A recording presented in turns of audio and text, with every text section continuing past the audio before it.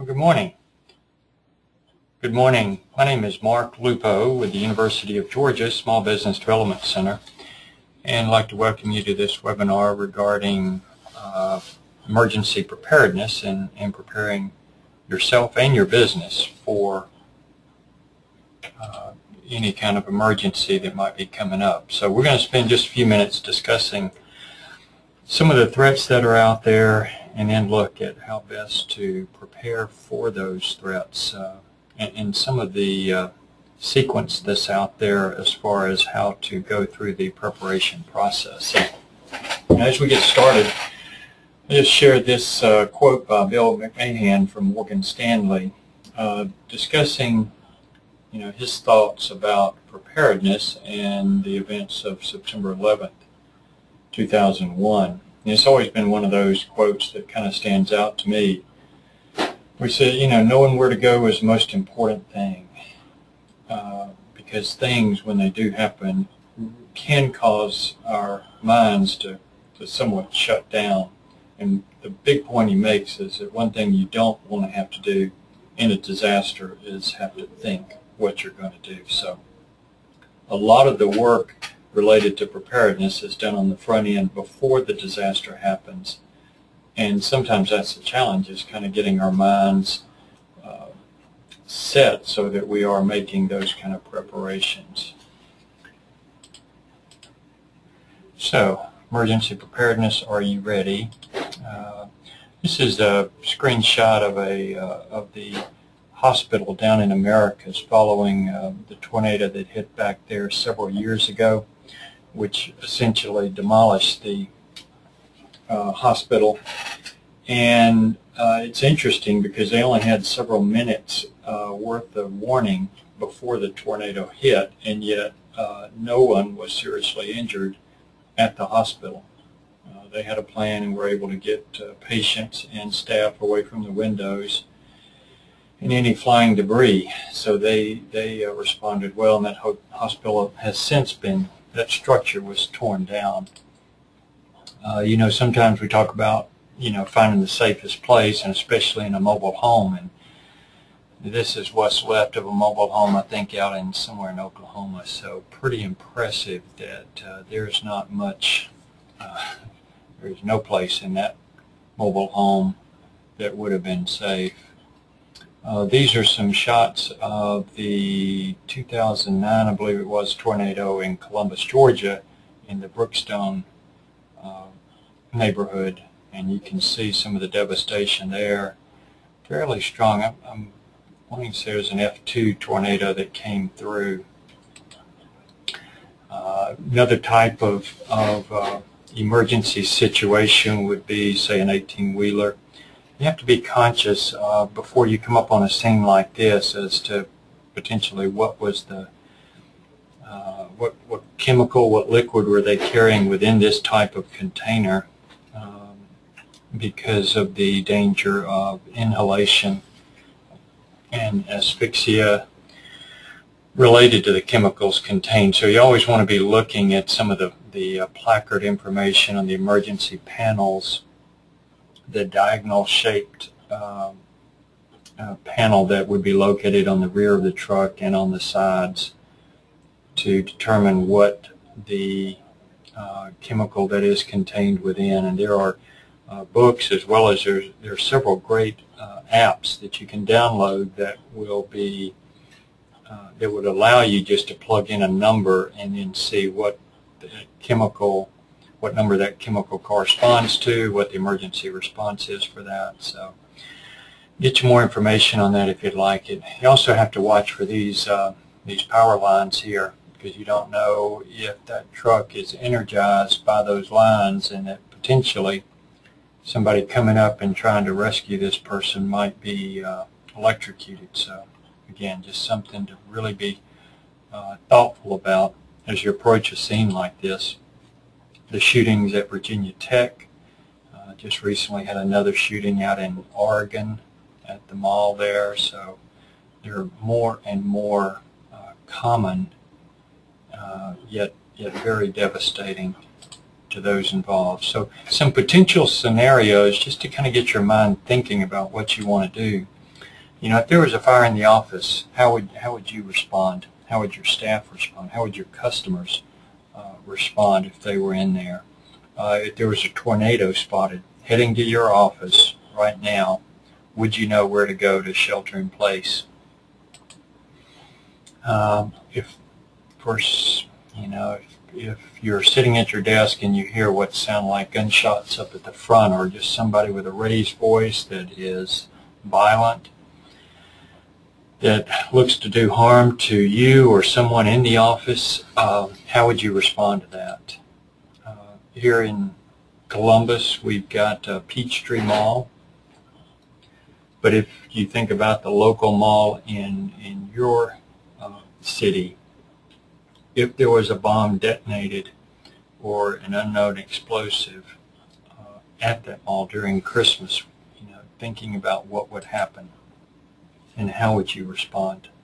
Bird flu, H5N1. We've also got swine flu, H1N1, and multiple other variants that potentially could create a pandemic. And let's say 50% of your staff were out of work. How would you handle that? Well, a truck tanker overturns, creating a hazardous chemical spill. How would you respond and deal with that? Shelter in place, or would you be evacuating? Also, here in the South, we deal with hurricane force winds, usually in the summer and early fall months, but it could be floods, it could be wildfire. But the key would be that power's out for a few days to a few weeks.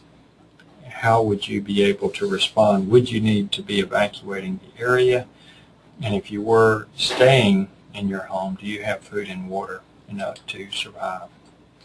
This was an interesting slide. It's a little bit older. It's 2004, but it just kind of emphasizes the fact that when people are experiencing a major event, there is a tendency to think that just by dialing 911 that we'll be able to, they will have the ability to call in public safety to come assist them.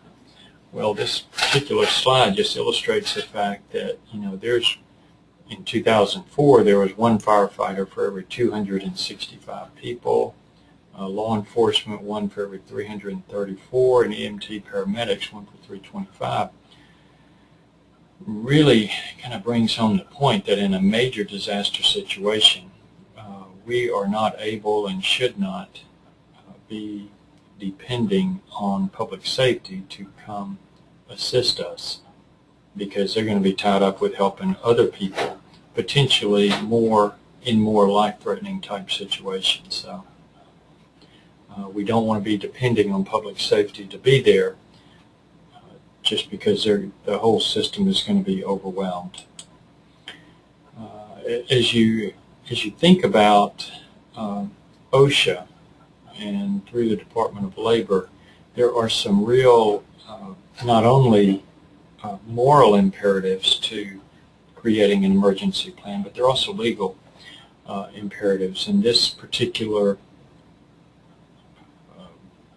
section of OSHA, the 1910.38, which is a section that describes the fact that an employer must have an emergency plan in place. And if you have 10 or more employees, that particular plan needs to be in writing. 10 or fewer can be communicated orally to employees. 11 or greater must be in writing. But you must have the plan in writing, kept in the workplace, and available to employees for review. That piece is essential. In order to establish the emergency plan and the business continuity plan within an organization, there are multiple steps, and these steps have been worked out on a professional basis through the DRI International, which is the Disaster Recovery Institute International, and then the Business Continuity Institute. Business Continuity Institute is located in England, I believe. DRII is in Texas.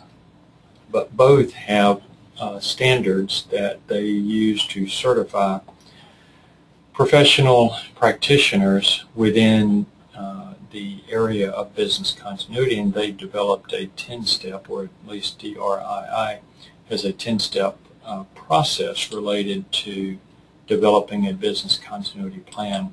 And those steps are, as you see here on the slide, program initiation and management, where you really have to get the administrative buy-in of the leadership in order to be able to access the resources in order to actually develop the plan. Looking at the risk, doing a threat assessment, looking at the impact should one of these threats actually happen, the business impact analysis, looking at some of the business continuity strategies that you may be implementing, looking at the emergency response and operation, actually developing the business continuity plans, then looking at building awareness of the plan itself, the threats that are out there, training programs, starting to train the employees. Then we start looking at developing some plans, active exercises, watching what's happening, critiquing, modifying, looking at how we're going to be communicating both internally and externally during a crisis, and then coordinating with external agencies, local media, public safety, and such. So as you can see, the business continuity plan is actually a very comprehensive plan, whereas when you talk about emergency response and preparedness, that is only one facet of an overall business continuity plan. So some people will ask, well, what's the difference between emergency preparedness and business continuity? And you can see here that really emergency preparedness is just part of a comprehensive business continuity plan. Just some thoughts on kind of how the plan progresses from, let's say, an organization that does not have a plan. Some of the things to think about is first establishing a need of why you would need an emergency plan. Bringing together a team. Very important that the team is composed of individuals from throughout the organization and different parts of the organization so that they can bring their own unique perspective to the planning process.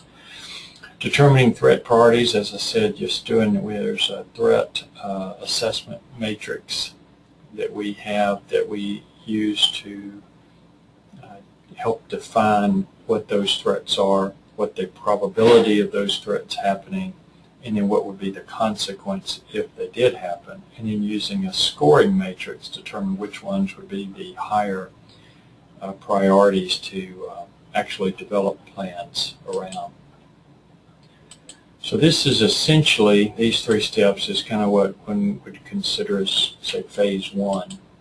Phase two would be then taking that and really starting to develop a written plan, the how and the where. Phase three would be looking at taking that written plan then and starting to really test it out, using tabletop exercises, live exercises with debriefs, the completion after action type debrief. And these steps would be somewhat phase three. And as one is doing this, as you're doing the tabletop exercise, you're coming back and modifying your written plan through this process, because as you go through the tabletop, you will come up with ideas and thoughts that maybe you didn't consider when you were writing the initial plan that need to be integrated in. Some things will work, some things won't. You'll just take those lessons learned, build them back into the plan. Once you kind of got a pretty, what you feel like to be a pretty solid plan, then you start disseminating the written plan, and then you have ongoing practice and exercises to continue to then reinforce the training, and that would be phase four. And then it is somewhat a loop right in here then, from the ongoing practice to going back and modifying the written plan. So the business emergency plan, you can think of it in really two phases. You have the tactical plan, and then you have the continuity plan. And again, the tactical plan is where you are building responses in for an immediate threat that ensures the safety of yourself and team members, customers. The continuity plan is more of a long range. It both deals with the preparedness side, the actual response to the emergency, taking steps to help mitigate any of the potential consequences of the emergency. Then looking at the post-event phase, the response to the event as well as the recovery back to normal operations, or as normal as possible. We do recommend designating someone as a safety operations officer within your organization, someone that would take responsibility for actually being sure the plan is written up, handling the details of the plan, and many times this person can be the go-to person in the time of an emergency because they have been so engaged in the development process. So just looking at the tactical plan, responding to an immediate threat, we're looking at the goal is to minimize injury and death and maximize safety of yourself, your staff, your customers. You have two primary types of tactical response. One is an evacuation plan. One is a shelter-in-place plan. So one type of event might cause you to evacuate the facility that you're in. Another is going to cause you to stay inside and find the safest place possible. Communication plan, you're going to be wanting to think about how you're going to be communicating, again, both to internal as well as external personnel. The media, how are you going to be communicating to the media, and then we said with public safety. Information plan, how are you going to get information to individuals, your IT, what's going to happen to computers and data that is stored on those computers, and how is that going to be saved? How are the files, if you have paper-based files, what kind of backups do you have for those? That's part of the information plan. Important, we'll get more into that in a little bit, but the emergency kit, having an emergency kit in-house would be important. Emergency kit involving things like just basic first aid as one component, but also some food and water possibly, blankets, flashlights, that type of thing. So as we look at the evacuation plan, you want to start thinking about what are those types of emergencies and threats that might cause you and your staff to evacuate the building. Fire, bomb threat, violent, aggressive behavior of somebody coming in the door. You want to be sure that you know how your people will be notified, both within the building and without. Ensure the exits are well marked, both for customers, visitors. You want to be considering that when you do evacuate, where do you evacuate to? So having a rally point identified. You want it far enough from the building that there is no chance that if it was a fire, that if an explosion happened, that anybody would be injured. One rule of thumb might be 250 to 500 feet. If you've got a potential bomb, depending on the type bomb, the size of the bomb, those standoff distances can be very, very far away. I mean, up to half a mile to a mile. So you want to be thinking about what that rally point is. It safe? You also want to be thinking about as you are moving to that rally point, for individuals moving there, that they're not hit by emergency vehicles coming in. Say if you're going across a parking lot, if you're standing in a parking lot, is that the location where the fire department is planning to place their vehicles? So you definitely want to be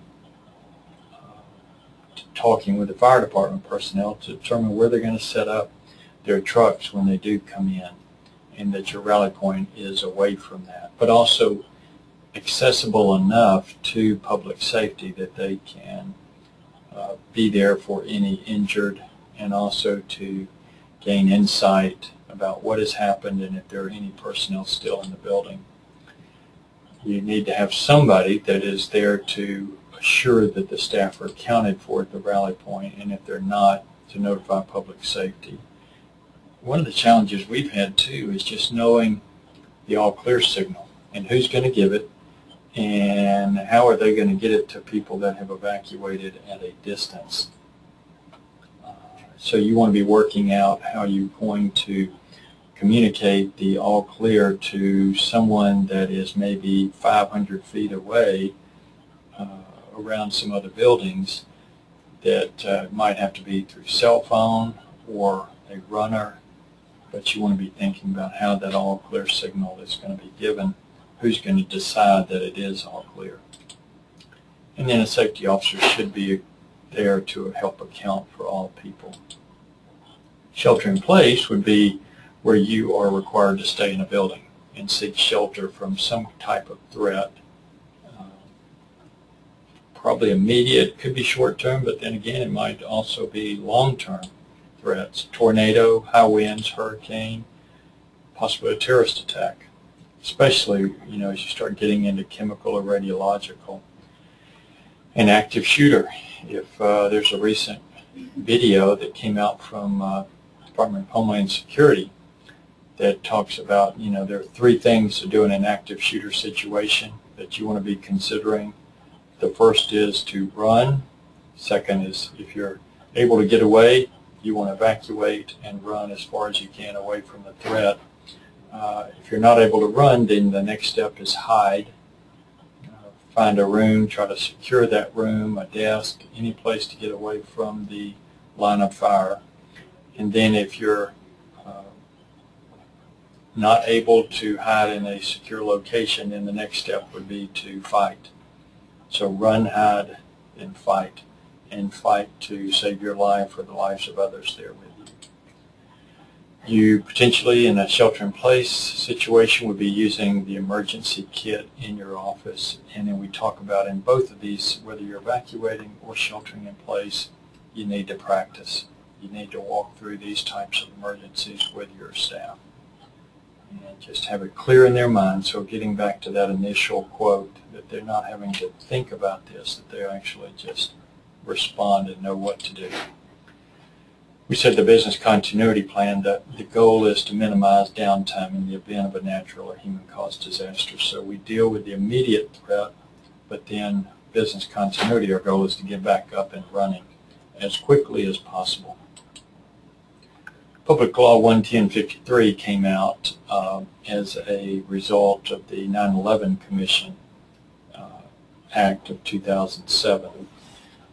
Public Law 11053 really put into place, under Title IX of that public law, the Private Sector Preparedness Initiative. And Section 524 was where it somewhat outlined the process and the actual ability of a private sector enterprise to become certified and accredited as a prepared business. It's been a challenge bringing this one up to actual implementation. I think it's 2011, summer of 2011, Secretary Napolitano of Homeland Security actually initiated it as an active initiative. And so it became known as the PS Prep certification. To date, and this is in the end of 2012, to date there's only been one large corporate private sector company that has become prepared, and that is AT&T.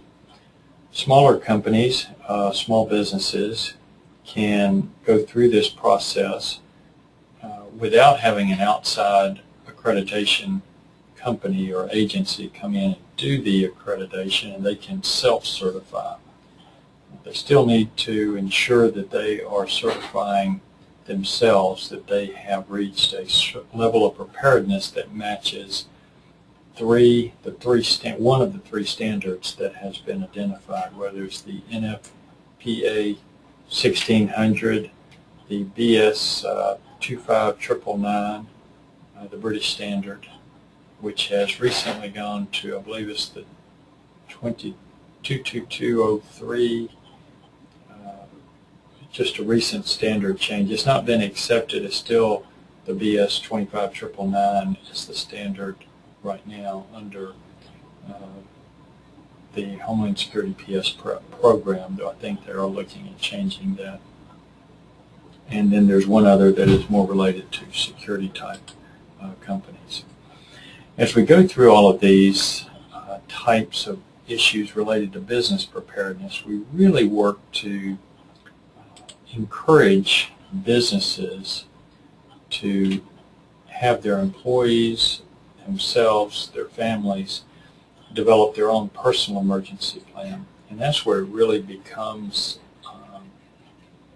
kind of where the rubber meets the road, so to speak, that the more prepared you and your staff are on a personal level, the better able someone that you would be able to respond to an event in your community, at your business, because you're not as concerned about what's going to be happening with your family because you've got a plan. They know the plan, so they're not dependent on you to be there for them in the immediate after period of the event. So the less you and your staff have to worry about your family's safety, the more you can concentrate on work or, in this case, possibly helping others deal with the emergency. Just some components to think about the family emergency plan. You must first take care of yourself and your family. That's kind of first priority, because so many stories when something major happens. If you're at work, your employees are at work, that's what's going to be. They're going to be glued to TV, computers, trying to get more information, and then they're going to be worried about their family, their kids. You want to be thinking of having an emergency kit that will supply you and your family for at least 3 days minimum, potentially 7 and up to maybe 30 to 60 days. It's not that difficult. Some of the first things you're going to want in an emergency kit are, first thing is water. You're looking at 2 quarts of drinking water per person per day. So just in drinking water, if you were to get if you got 3 gallons of water, that's 6 days for one person of drinking water. Just kind of an estimate would be just a gallon of water per person per day. That would include drinking, toiletry, cooking, and just kind of miscellaneous, washing hands and such. So if you focus just on the drinking water, you can go to Walmart, say, and you can pick up a gallon of water for anywhere from 88 cents to $1 with an expiration date of 2 years down the road. That is such a minimal expense. So the next time you go to Walmart, pick up 5 or 10 gallons of water, and that potentially then would provide drinking water for 10 to 20 days. If you get 15 of those gallon jugs, then that is a month's worth of drinking water for one person. It looks a little strange when you come up to the cash register, but it's okay. It's better to do it then, before an emergency, than try to get water from a retailer like that after an event, or at such in a hurricane or wildfire, trying to go to one of these stores where there's a panic buying type situation. Extremely difficult and can be scary. But then also food. Start buying up canned food. When you go to the grocery store, just buy some extra cans of the food that you're already eating, working to keep low salt type foods on hand. Develop a communication plan to make contact with family members if cell phones are down. How are they going to reach you and you reach them? And then stay informed using a NOAA weather radio. It's usually one of the most consistent ways to do that. You can get the desktop or handheld models. You want to be sure that you get the programmable type using the SAME, S-A-M-E code system, which is a county-based emergency alert system using codes, 5-digit codes, 6-digit codes for each county in the country. So you can program the radio to only alert in the event that one of those county codes is triggered. Practice your plan with all family members, just like we do in a business. You want to practice in your home if you have to evacuate, if you need to shelter in place, where you're going to go. So it's kind of in the sequence of Homeland Security. It's build a kit, make a plan, stay informed. So as a general overview, develop a personal emergency plan. If you haven't done that, do it now. Just make it a goal in the next week that you're going to go and buy so many gallons of water per person and put those in a safe location at your home. Build a kit, make a plan, stay informed. Develop a business emergency plan. As you've done that, that will give you, done the personal plan, that gives you more insight in how best to do the business emergency plan. Develop the tactical as well as the continuity plan. Plan to stay in business. Talk to your people. Get those staff members, your customers, your vendors aware that if they're in your building, this is what's going to happen if you're facing an emergency. Practice your plan at least 2 times a year. And protect your investment, which in pretty much every business, the highest investment will be in the people. The highest value asset will be the people. But then you also want to be thinking about, after those individuals are taken care of, the information in your business. How are you going to protect it? Remember, never place your safety or the safety of your family in the hands of someone you do not trust. It is story after story of people that have gotten guidance from some individual that maybe had incomplete information but were giving orders or suggesting certain actions to take that potentially were dangerous. So if you're starting to get information that you do not trust, don't place your safety or the safety of your family in that person or that entity's hands. Just some different resources. There's so many resources out there these days. FEMA has some great online tutorials and webinars about that. YouTube, plenty of videos on pulling together emergency kits and making plans. We are a resource here at the University of Georgia Small Business Development Center. Feel free to contact us. You can find me on LinkedIn under Mark Lupo. We would be glad to assist in any way we can, and we just encourage you, do it now. Develop that plan before you need it, and we will look forward to being there for you as you go forward and you have questions. Give us a call. So have a great one. That concludes the webinar for today, and we will follow up this with additional webinars in the future. Have a great day.